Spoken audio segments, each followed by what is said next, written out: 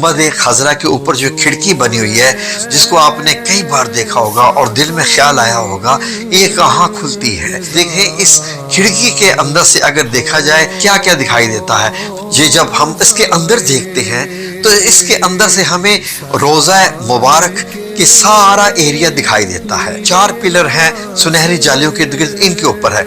ऊपर से 5 कोने वाली दीवार भी दिखाई देती है और अंदर आपको ये सुनहरी जालियां जो है ये सारा का सारा एरिया अंदर से नजर आता है। जब इन सुनहरी जालियों को हटाते हैं तो हमें ये सब्ज कपड़ा दिखाई देता है। ये सब्ज कपड़ा एक फसील यानी एक पतली सी दीवार है 5 कोनों वाली रोज़ा मुबारक के इर्द गिर्द, जिसपे ये सब्ज कपड़ा लगा हुआ है। इसकी ना दाएं तरफ से बाएं तरफ से कहीं से भी कोई रास्ता इसके अंदर दाखिल होने का नहीं है।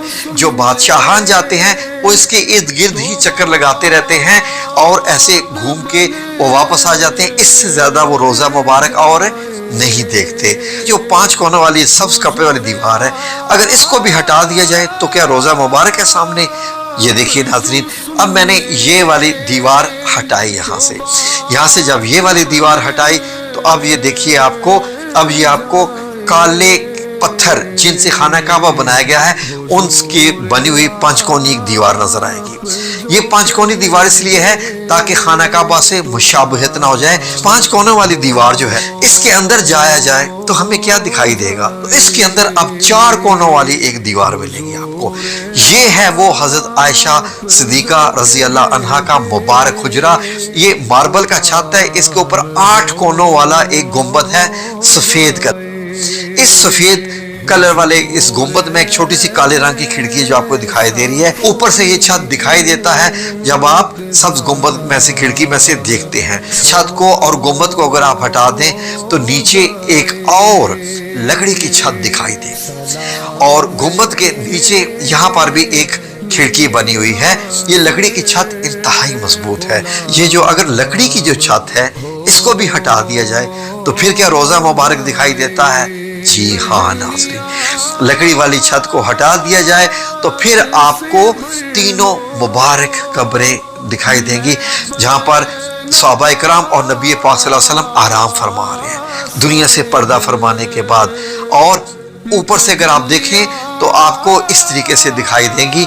अब इस 4 दीवारों को भी जब हटाया जाए हजरत आयशा सिद्दीका रज़ी अल्लाह अन्हा के जो कमरा मुबारक हो तो अब आपको मदीना मुनव्वरा की ये सुर्ख रेतली मट्टी दिखाई देगी जो कि 1440 साल पुरानी है। आखिरी दफा 881 हिजरी में इनको देखा गया था। अब यहाँ पर चल कर जाते हैं तो आपका फासला ऐसे होता है कब्र मुबारक जब आप चलते हुए आते हैं तो पहले नबी करीम सल्लल्लाहु अलैहि वसल्लम की कब्र मुबारक नजदीक तरीन है जो कि 10 फुट का फासला आपसे रखती है। जब आप सुनहरी जालियों के बिल्कुल सामने खड़े हो, सुनहरी जालियों को टच करके खड़े हो तो सिर्फ 10 फुट का फासला होता है नबी करीम सल्लल्लाहु अलैहि वसल्लम से आपका।